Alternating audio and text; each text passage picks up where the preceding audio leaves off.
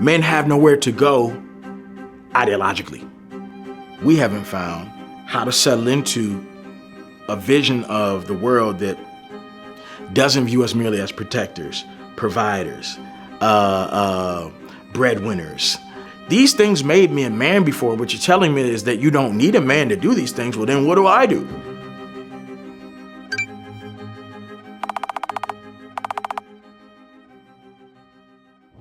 I'm James E. Ford. I'm a nonprofit leader here in North Carolina, and I'm an educator mostly, but I'm a husband and a father of 4. So you still consider yourself an educator? I know you used to be a high school teacher. Yeah. I'm still an educator. Tell me about that. Yeah, so I taught for a total of 6 years, high school, world history, and it was a late stage career change for me. I didn't start teaching until I was 29. But in essence, it's who I always was, right? I always had an affinity for working with young people. I always had an affinity for just the pursuit of knowledge and the administration of learning. And so for me, it was like me finding out who I was, you know. Most people around here know me because, I won a pretty significant award in 2014. Was the State Teacher of the Year.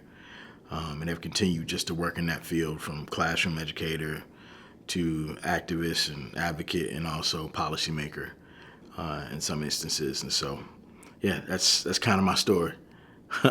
So when you were in the classroom, there's not many male teachers comparatively. Mm-hmm. There's not many black male teachers comparatively. Mm-hmm. What did you see in your students as far as gender especially? Mm-hmm. That, do you feel like you related to them? Were they related to you? Or there was a dynamic there at all? Yeah. So both of those are accurate, right? There's a dearth of male teachers, but especially male teachers of color, black males in particular. And what I found is that instantly when I walked into a classroom, I had an inherent level of capital just because of the novelty of my positionality, right? So if nothing else, there was an early investment in listening just to kind of figure out, all right, well, what's this dude, what's he up to? Like, how did he get here? What's the deal? It didn't last, right, beyond a couple of days or even beyond a couple of hours in some instances, but the curiosity that existed just because you're kind of out of your supposed element, right, as a man in a very feminized profession, and being black. And so for the young men, instantly there was kind of like a desire in most cases to establish some sort of bond, right? Whether it be brotherly, fatherly, comrade, right? The inherent mentorship that's involved in teaching when you are teaching same gender students is something that doesn't get spoken of a whole lot, but it's absolutely present. And in some cases, it's kind of dominant, right? Like the authority when I speak, right? The ability to command the classroom or deal with classroom management issues. There's I would say some advantages to being a male in that space. Like I said, it only takes you so far because it's not exclusive to men. But it's something that I'd be lying if I said I didn't feel immediately.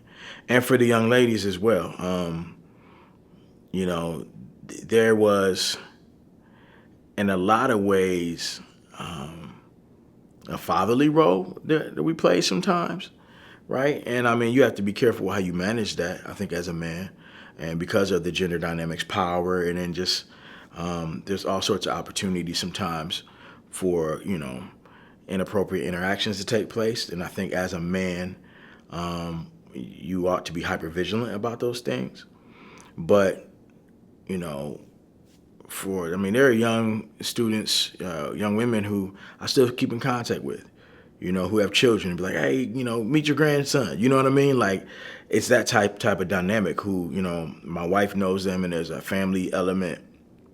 But I would say that because of the novelty of being a man in the education space, when utilized correctly, there's a capital that can be an avenue for like really deep bonds that facilitate instruction on a really deep level. When you think about some of the issues or struggles the boys in your classes were going through, Yeah. was there anything that seems like it was more on gender lines as far as the types of issues they were struggling with or the things in the classroom they struggled with? Yeah. Or is there seed to that as well? Yeah. So I think, man,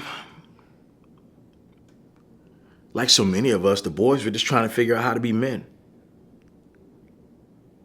And it varied in terms of what the examples were.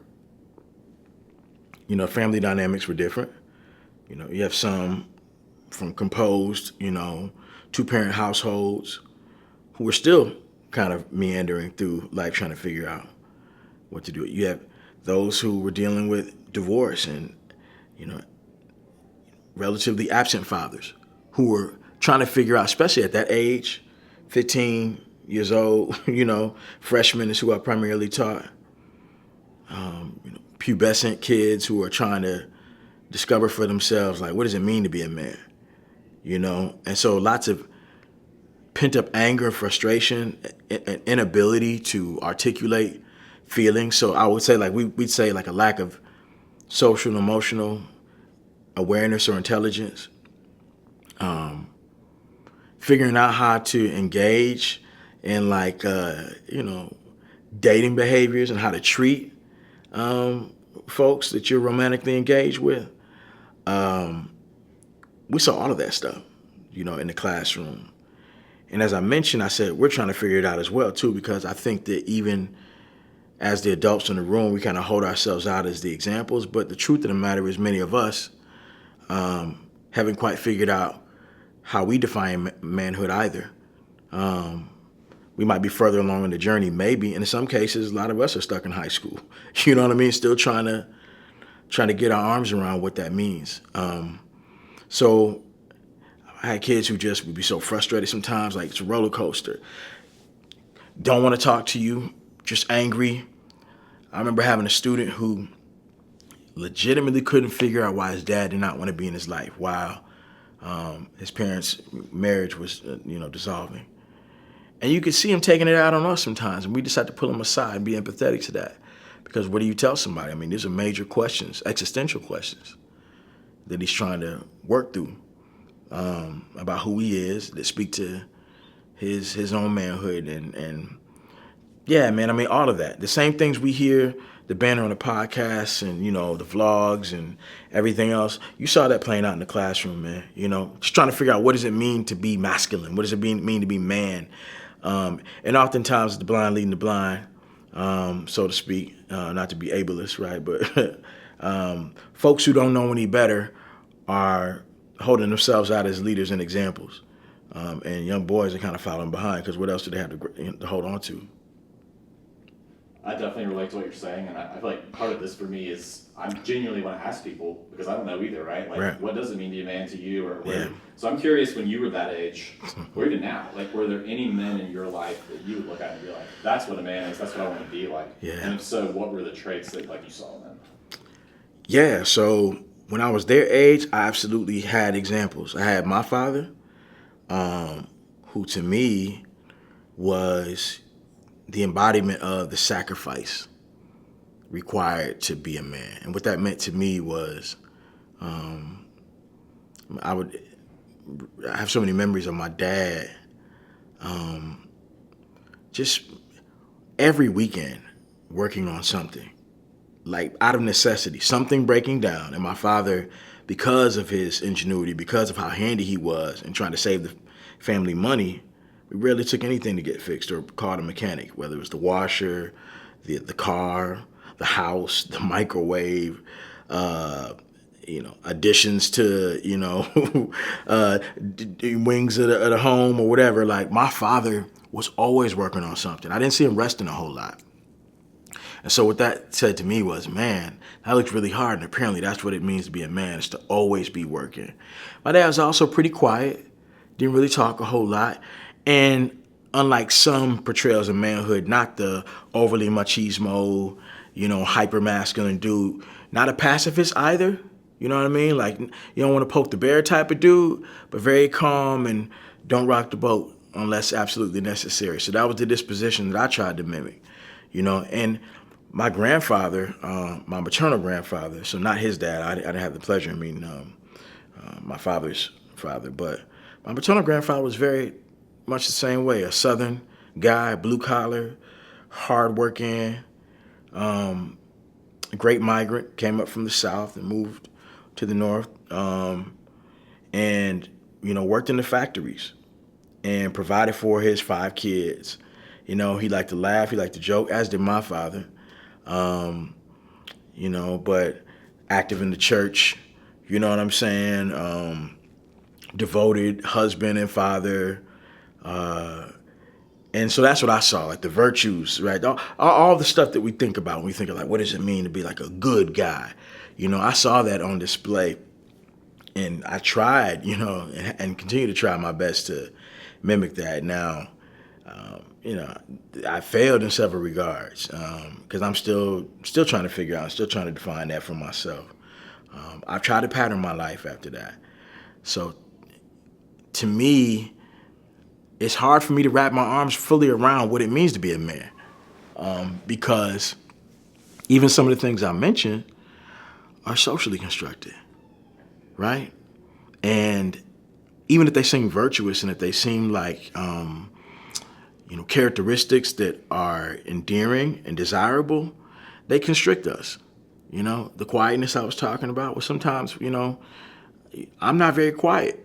So to be reserved in moments where I really need to get something out, because that's what men do, leads to suppressing emotions and suppressing feelings and not having healthy outlets, which, become toxic, and is not, to me, freedom, or not being able to express or explain, put words to my feelings.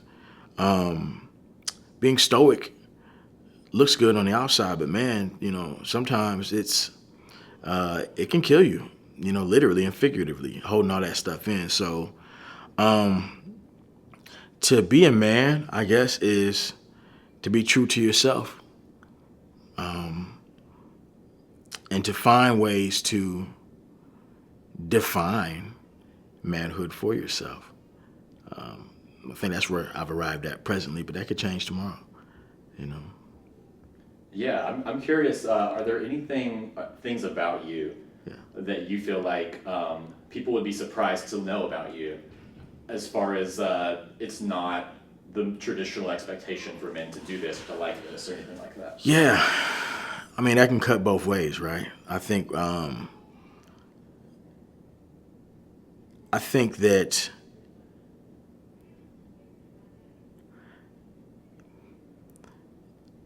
for me to only play up the positive characteristics and say, hey, I'm a guy who thinks deeply about masculinity, while at the same time,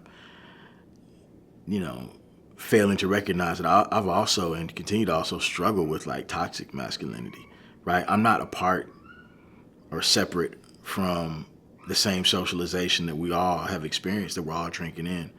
I'm consistently trying to define healthy ways to engage in masculinity. And I think that in some ways, perhaps I've been more introspective. I really don't like comparing, you know what I mean, than some men. And maybe that's admirable, but there are life circumstances that have forced me, right, to have to really be introspective and decide who I'm going to be, what kind of man I'm going to be. And so, like everybody, I'm a composite of good, bad, and everything in between. And so I guess, so maybe that's the answer, is that I'm not as different, as perhaps everybody else might think. And maybe folks find that surprising, right? I'm very much within the range of, I think, normal human male experience, Definitely. I feel like from what you said, our dads were very similar. Mm-hmm. And I would say like my dad demonstrated this being a provider thing like to the 1000th degree. Mm-hmm. But there were times when I really wished he was more able to open up and talk about things, tell me how he was doing. Mm-hmm. You know, I kind of internalized like, oh, well, if you're a guy, like nothing phases you ever, you know, you shouldn't even complain. Yeah. And so I'm just curious, like what's been your experience talking about your feelings, whether to women, to men? How do you find places where you feel safe and able to do that, if so? So, I'm a big advocate of therapy, and not just going, but like literally doing the work. I don't think that there's any value to it unless you put into practice the tools that you are given and are learning. I haven't had a lot of safe spaces to really express, you know, my feelings. And as you said, it's already, I think, societally sort of discouraged as a function of what I now understand as patriarchy, right? But really this concept of manhood that you don't, why would you need to, right? Men don't have to talk about those things. They suck it up, right? They tighten up their bootstraps and they thug it out. You know, you make it happen. And finding out that not only is that not true, but it's not healthy, and then trying to find places where I can be vulnerable. But even that first step is tough because you just want to know as a man, like, is anybody else feeling like this? And so even broaching that conversation with your guys sometimes, and you know this, man, I mean, barring like some very specific social circles, like the extent and the menu of conversations that we have kind of like they span from like women, you know, for those who identify as heterosexual, as women, or what else? Sports, what else? Maybe like, you know, the weather or something, right? You know what I mean? Like the list of things for the most part is not that long. And so there's an inherent lack of vulnerability between men to even talk about these things, except in ways that reinforce these ideas of what a true man is. And so you might think, well, you could talk to other guys. Well, yeah, but they're going through the same struggle. Have you ever been in class and like you raise your hand to ask a question and you're nervous about it because you feel like you're stupid? And then afterwards, somebody comes up to you and like, man, I was wondering the same thing. I'm glad you asked, right? It's like the same thing with like masculinity and manhood. I know now at 43 years old that so many of us are asking the same questions, you know, but we're doing it. When you're asking the question and trying to answer it for yourself, you're in trouble, man. That's a doomed, you know, fatalistic loop. You know what I mean? So I've had to try to find safe spaces, but primarily I've had to pay for them, right? Through therapy and being able to learn how to open up and learn how to be honest. You know, that's the other thing. It's like, I don't think we're taught to be honest as men. And I won't take credit for that revelation. I read that from Bell Hooks. Bell Hooks changed my life. You know, hearing her narrate the struggles that men have in a very loving way. That also allowed me to be vulnerable because it was like Bell Hooks as a woman who, like a lot of guys, right? And I'm not, you know, I'm a progressive dude, right? You know, by all stretches. And I'm absolutely not on the red pill, you know what I mean, far right, machismo, hyper-masculine end of things. But there's connotations, right? Like you think of Bell Hooks, you think, oh, okay, feminist writer. And if you don't know much about feminism, you're like, all right, well, maybe there's a bend against men, right? And in reading her stuff, what I found was the exact opposite. There's a deep, abiding love for men and a desire for men to be free from the shackles of patriarchy and of what we now understand as toxic masculinity, because she understood that not only does this, of course, negatively impact women, but it actually prevents us from existing in our full humanity, in our full, you know, manhood. And I just hadn't heard writers speak in those ways. They were very loving and careful and, you know, challenging, yes, but you could tell they were inspired by like a love ethic and a place of empathy. So now I have a village of guys, you know, that we talk to. I was texting one before I got in here, and we try to make space to have the conversations that for most of our lives, we didn't feel the freedom or the safety, psychologically or emotionally, to engage in. So that's kind of, you know, the long answer to the question. Yeah, I'm curious. I feel like there's like almost a branding problem with how we talk about these things sometimes. It's Yeah, like when people say patriarchy, I think of that as like, well, we're all trapped in it, and no yeah, one person is like the official enforcer of this. It's just right. sort of, and yeah, men suffer as well. Other guys, obviously, they hear that and immediately they close their ears and like they Yeah. never get to that point of, oh, let me actually read the feminist book and see what she actually has to say. So I'm curious, like with your son, how do you balance that of teaching him, yeah, men have historically oppressed women, that's pretty much objectively true, but at the same time, you being a guy doesn't make you evil, or it doesn't mean that Yeah. like, you suck and like everything you say is bad. And I get tired of like, oh, it's okay to make men the butt of every joke because like they have all the power. It's just as simple as Yeah, that. It just yeah. feels like, it's got to be more nuanced than that, right? Nuance is the word. And we don't do nuance well as a society. Like, we don't do complexity well. And what I try to tell my sons is it's about balance, right? Like, early on, he was under a lot of that early, he was, I think, and there may be studies that support this, but I think the algorithms on most of these big tech apps are biased in favor of like, incel, Andrew Tate, red pill sort of content, right? Involuntary celibates, right? These people who are alpha men and he was, coming home and saying some things in the presence of my daughter who was like, Dad, talk to him. And maybe it was negligence on my part, but I was like, I just didn't know he was picking up on this stuff. And so I had to question and say, well, why do what makes a guy a beta or an alpha? Well, if he does this or does that, well, you see, I do the laundry, right? Or you see that, I'm involved in household activities. I contribute to, keeping up of the domestic. Does that make me beta? Right? I know how to show empathy. I give you guys hugs. I tell you guys I love you. You see me cry. Does that make me beta?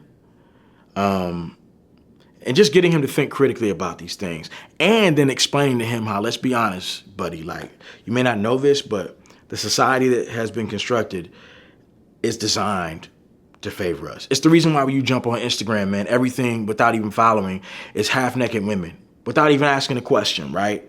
Because as he opened his Instagram, I had to like counsel him. There's going to be a lot of things, man, that are going to be tempting and tantalizing. And it's because of the society we live in. It caters to men. Just about everything caters to our desires, our impulses, what excites us, and why that is.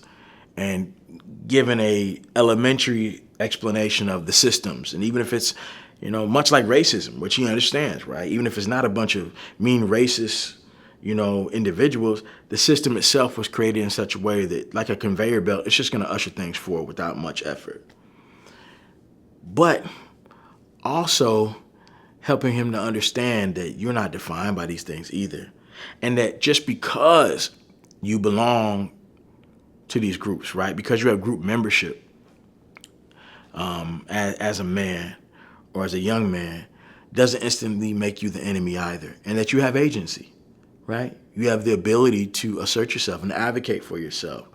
And that you're no less deserving of the good things in life either, just not at the expense of other groups, right? Our objective is to try to remove ourselves from the equation of oppression, right? We're not actively participating in that. And that's a balance. Like, I'm working at that.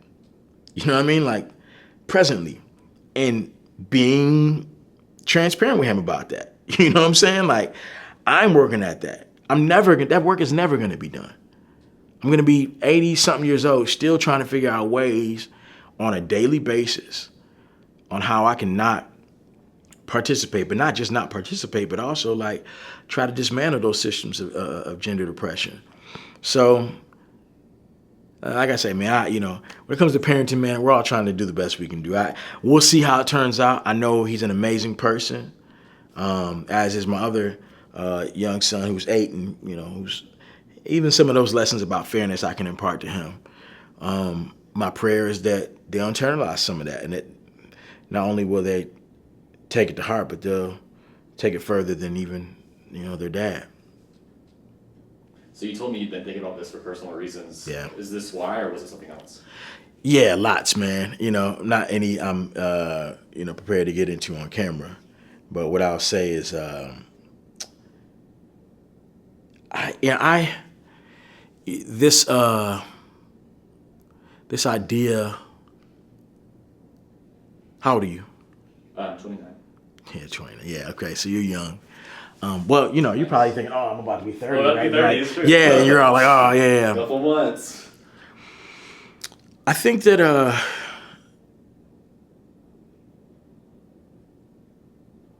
so I got married when I was 24, right? Right out of college, pretty much. That's why I have, kids that are the age that they are. And when you're young, you don't, I think you don't really have a firm grasp on things. You just, you're very altruistic and very idealistic. And things like marriage teach you a lot about who you are, you know, and no matter who you are. And when you start adding kids to that equation, it forces you to reevaluate everything in life. And you start seeing friends and friends that you had growing up or marriages falling apart. You start asking yourself, man, what's going on? Especially around my age. I think the midlife crisis thing is real. I think we joke about it, but I think for men in particular, it's something we don't talk about. And I don't think that men really make full maturity until they get to around this age. And then now there's data that's starting to show that. But even as I look back on my life and the example set before me, there were still things, man, that as a young person, as a young man, I was fighting through. You know what I'm saying? Still trying to understand, especially if I didn't conform to the image of optimal manhood, right? And the way that stays in your craw, the way it sticks with you. And then the way that shapes who you are as a father and who you are as a husband. That shit gets deep, man. There's wounds there,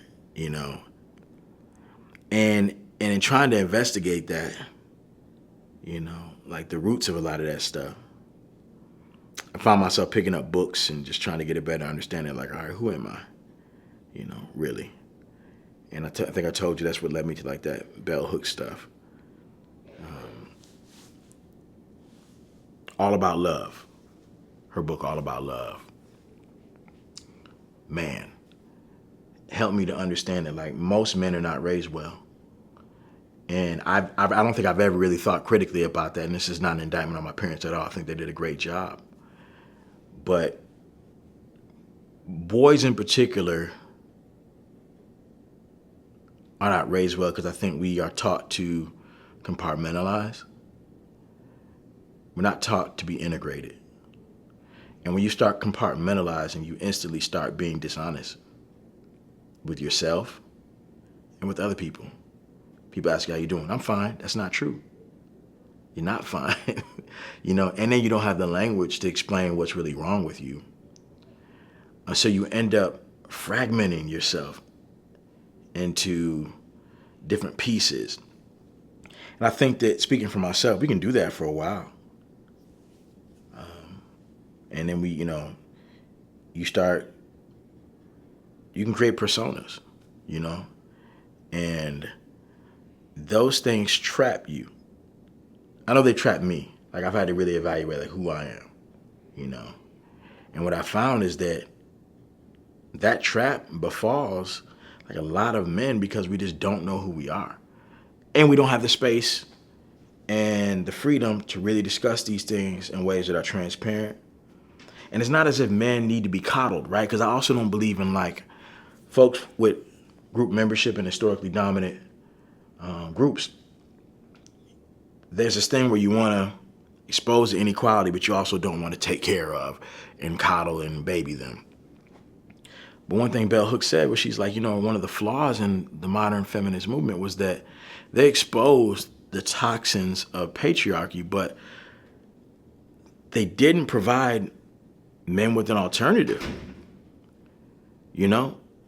So if you say this is what's wrong with masculinity or toxic masculinity, if you don't provide an alternative, what it leads a lot of men to think is, well, dang, so what do I do otherwise? Is something inherently wrong with manhood? Is something inherently wrong with masculinity? And there's not. There's not. But if they don't have that, they're left kind of meandering. And in some cases, they relapse into the worst elements of that. So for me, in just my own life circumstances, my own journey, man, trying to understand who I am as a man, led me to investigating these questions deeply and really spending time with myself and asking, like, who am I? And having to be honest, you know what I'm saying, with myself, including the parts about myself that I don't like very much, you know, and asking myself, well, dang, well, where did this come from? And guides like Bell Hooks, another book is The Will to Change, Man, Masculinity, and Love. Like hearing people explain as if they were part of my own upbringing, you know, where we often go wrong. And so I guess you could call it a self-improvement journey that kind of led me to this place and forced me to interrogate the parts of myself that are good but also aren't so good, you know? And yeah, that's what I'll say. So, two-part question. Do you have any memories of people, anybody, making you feel like less of a man because of like something you did, said, something about you? Yeah. And then on the follow-up, what are some things you've done just for the sake of like being one of the guys or demonstrating like, yes, I am masculine enough to other people? Oh, man. I have several memories of that. Cousins who gave me a hard time because I couldn't play basketball, right? I tried while growing up and I was not good at it early on. And just feeling the sense of like, well, shoot, I'm trying. Like, I guess I'm not, you know what I mean? I guess, you sorry, I'm like, okay. Like, this fraternity that I was not a part of because I wasn't good at basketball. And I was a pretty decent athlete, but that particular sport, which in the 80s growing up, right, in Northern Illinois, the era of Michael Jordan, you know what I'm saying? Like, when all the OG retro Jordans were coming out, like, basketball was the game. Now, I played the old black man's sport. I played baseball, and I was pretty good in that, right? I was solid in baseball.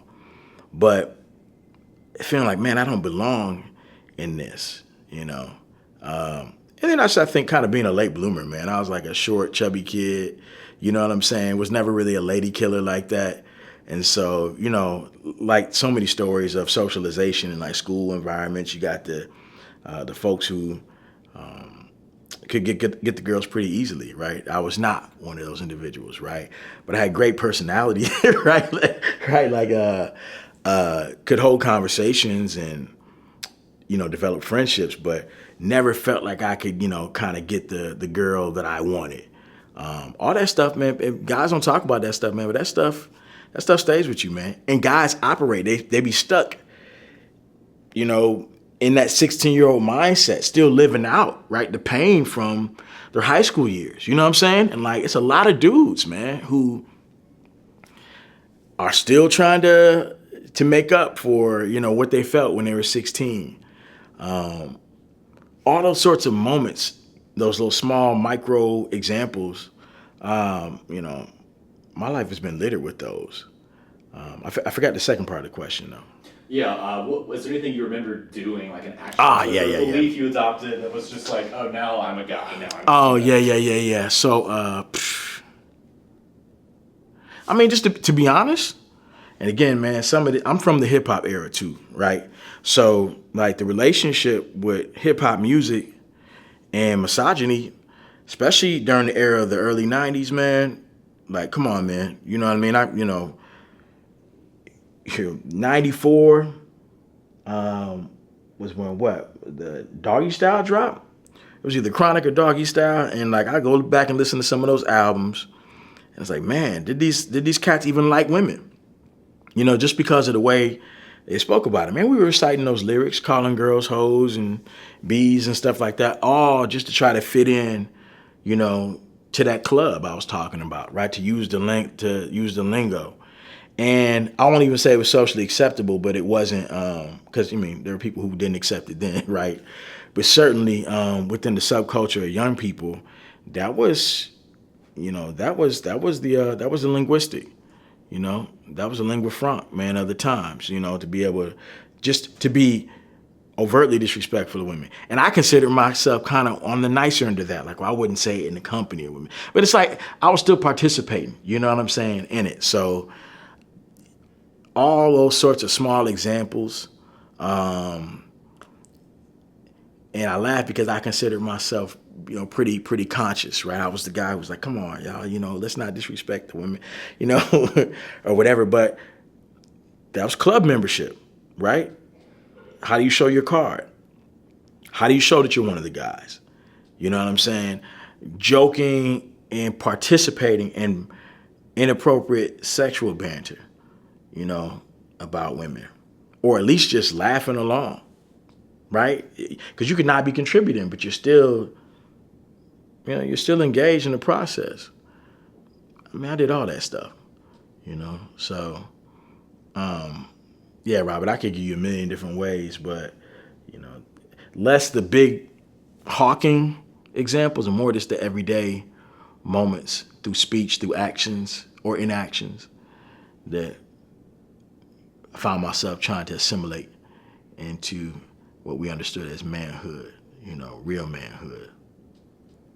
Super interesting you bring that up. I feel like hip hop's a good example, but Right. we kind of love to see these hyper traditional masculine performances. Yeah. Everyone loves them. Yeah. It's football, hip hop, your favorite movies, John Wayne's. Yeah, John Wayne's, yeah, Clint Eastwood, whoever. Like, don't get me clear. Like, black folks didn't invent misogyny, right, or male supremacy, right. We merely participated in it like everybody else, and it does get hyper scrutinized. But like, I didn't watch westerns and stuff like that, right? But somehow I got it, even through my culture, through hip hop. So it's a good point. So, is anything else just coming to mind for you talking about all these topics? Yeah. I think folks would be surprised to know how many men are hurting. There's a really good book out that I feel like is a courageous take on this very subject. I don't know if you've looked at it, but it's by Richard Reeves, Of Boys and Men.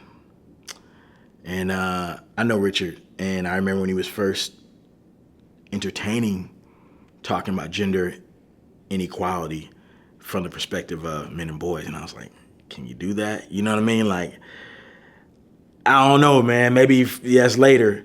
And transparently, I don't think Richard's the best messenger. I think, a white, straight male talking about these issues, even if intellectually honest, it's probably not going to resonate. But he does make compelling arguments about the objective and how, if gender equity is really the goal or really the ideal, then the data suggests that it's flip-flop from what it was 30 years ago, right? In some regards. And how in pursuit of parity, you actually can't leave behind men and boys in that equation either. And he lays out a bunch of data about suicide rates with men, employability or lack thereof with men. And what's interesting is that he and bell hooks are making a lot of the same arguments, which are saying now that we have deconstructed in a lot of ways traditional manhood, or what we now know as toxic masculinity, and haven't replaced it with the healthy idea of what masculinity is, it's what has led to, and Bell was predicting this in the 90s, what we now call the involuntary celibate or incel movement. Men have nowhere to go ideologically, right? They're emotionally homeless. We haven't found how to settle into a vision of the world that doesn't view us merely as protectors, providers, breadwinners, and and all the things that we think, oh yeah, well, that's just being a good man, but are actually, when you think about it, in a lot of regards, steeped in patriarchy also, right? This is why people deliberate over like who should take the bill, online. It's the nonsense like banter that we hear, man, on the interwebs and the socials, of like dumb stuff, right? Who should cover the mortgage? Da, da, da. This is men trying to figure out, well, if these things made me a man before, what you're telling me is that you don't need a man to do these things. Well, then what do I do? You see what I'm saying? They haven't been able to construct a healthy masculinity, which really is, the answer is be yourself. You know what I'm saying? Do what fulfills you. Cry, laugh, Which is traditionally masculine, right? To be like, I don't care what people think about me. Exactly. Yeah. You see what I'm saying? Like cry, laugh, pay the bill if you negotiate that and that makes sense for it. You want to be a quote unquote gentleman, cover it or whatever the case may be. Or let her pay for all these things are manhood. Right? But because there haven't been the guides and a lot of, you could argue they haven't done the work to find the alternatives, which I think is a fair critique. But because neither of those things have really been in place on a real significant level, men are lost and they're offing themselves, man. They're doing self-harm because they literally are trapped in a world now where without patriarchy, or without the potency of patriarchy, because we are not in a post-patriarchal society, without the potency of patriarchy, or now that hypermasculinity is being scrutinized, they don't know where they fit in. And they're either doubling down on the most toxic, just bombastic, bravado-laced elements of the culture, right? The red pill, alpha male stuff. Or they're literally sitting here and saying, I'm not employable. I'm not as educated as my female counterparts. I don't have the ability to be a breadwinner. Where do I fit in? I guess I can't. I guess I'm nobody, right? And so it leads to incredible rates of depression, suicide. And in the interest of gender parity, do we not talk about that? You see what I'm saying? Right. Well, it's like you're talking about with your friend writing the book. I think we have this hesitation where it's like, is that the hill I want to die on? Do I want to get up here and say men have it so hard? But it's like at some point, a lot of them do, and I feel like you said like hurting themselves for sure. I think a lot of the violence is an offshoot of that too, right? Absolutely. Shaking the can and then it just is gonna pop, Yeah. And there pretty much there pretty much isn't like female gun violence, like no, hard, minuscule. So I don't know, just it's like where's the outlet? How can they put this aggression and energy and whatever they're feeling into a positive way, and how can we How can we give them those outlets? So let's talk about that for a second. You hit on something. I didn't talk about violence. We got to talk about male violence because it's a huge part of like what we're talking about. So brief history, right? So like people act like, this has always been a male dominated world, and that's not true actually, right? Earliest sort of hunter-gatherer nomadic societies, both parties had to put their work in, right? In order for the sustenance of the family. It was actually at the point of shifting to agrarian societies that we started to see gender hierarchies, right? Where you're forced to work and earn by the sweat of your brow, subsistence and farming, right? That requires more physical labor. And yes, there are physical differences biologically, right? When it comes to males and females, right? And so, whereas, men obviously are endowed with a different level of strength, not universally, but in most cases, they figured, I'm superior at this. This is where my labor is needed. And that relegated women and put them to the domestic domain exclusively.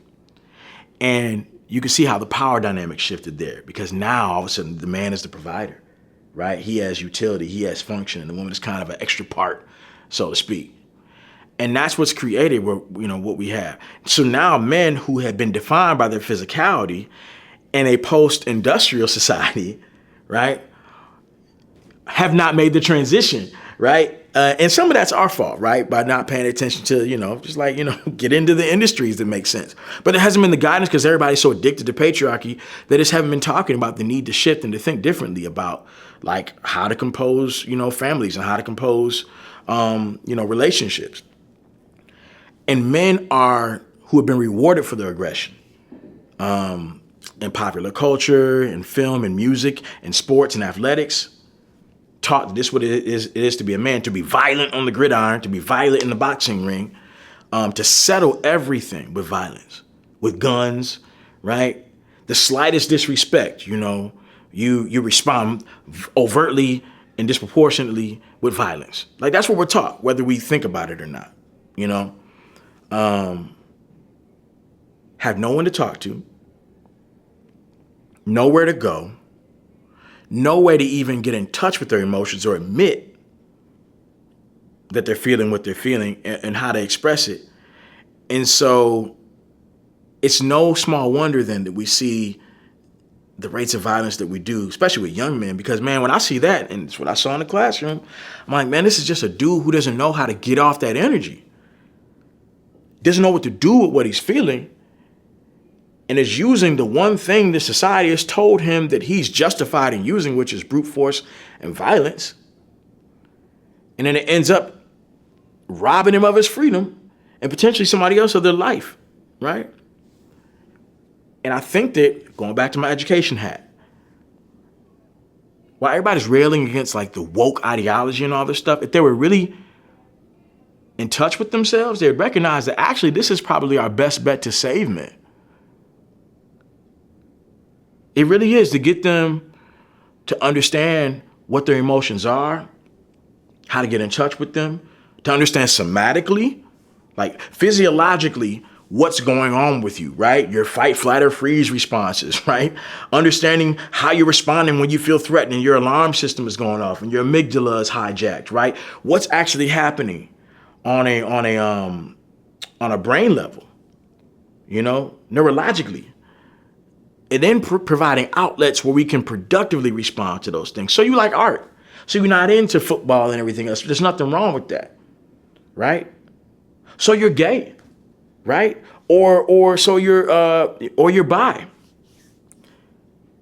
None of these things make you less of a man, because masculinity as a spectrum is expansive, it's inclusive enough to accept and embrace all of those things, and everything else that attempts to truncate that, to edit that, to restrict that is a lie and is utterly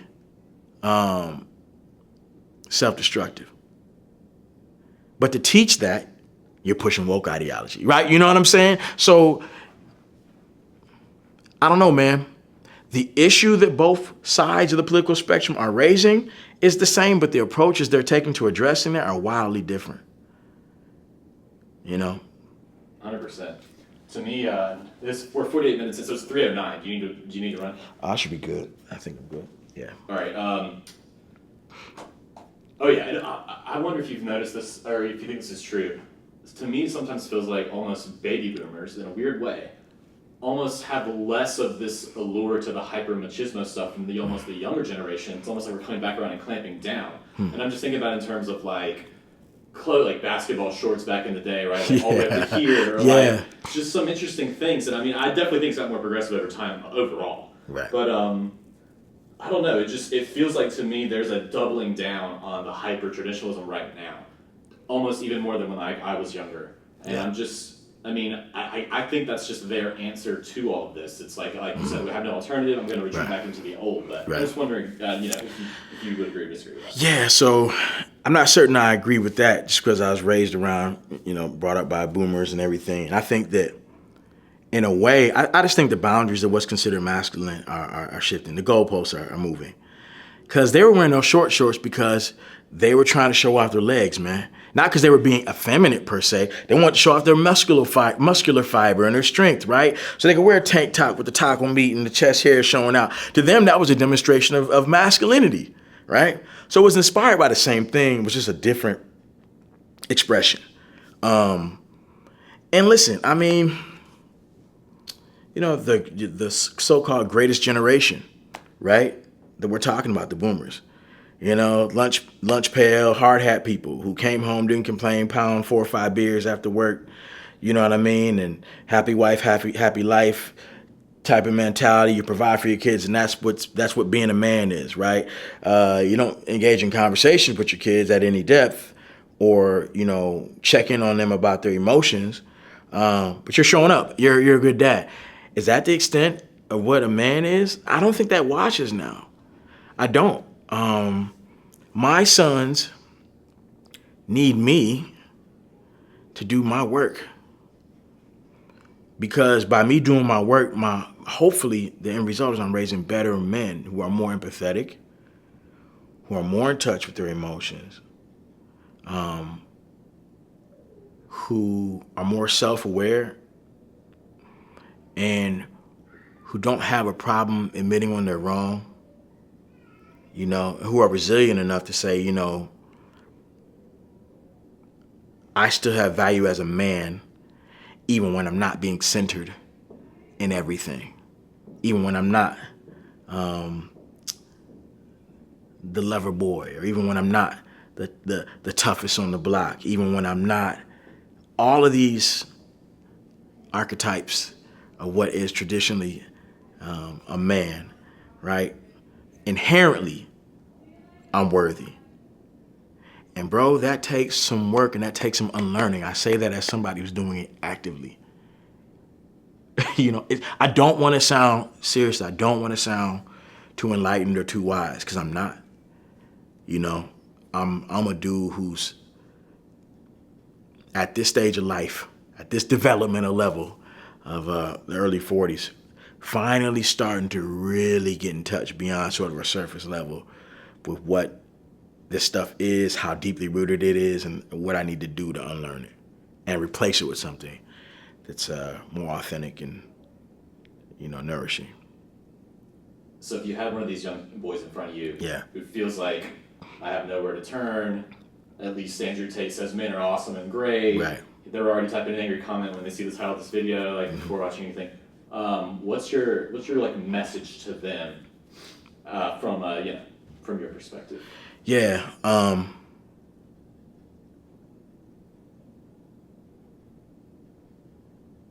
I'll paraphrase Toni Morrison.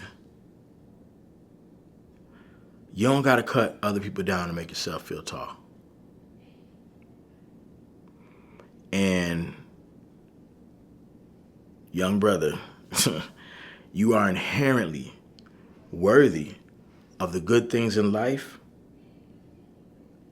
without respect to any of the things that you hear on these podcasts, on the Instagram, just because of who you are. That everything that's required to have a good life, for you to be whole, for you to be happy, you already have. It's already in you. You don't have to prove yourself. It's not your financial worth.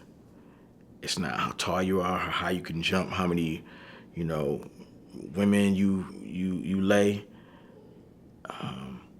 what your knuckle game is like, whether or not you carry a pistol or any of that. It's who you are, who you were created to be divinely. And that's not just me talking, that's actually true. And when you discover that, you have the freedom to be yourself, man, which is an achievement that most of us don't. As men, we don't reach. So, just be yourself.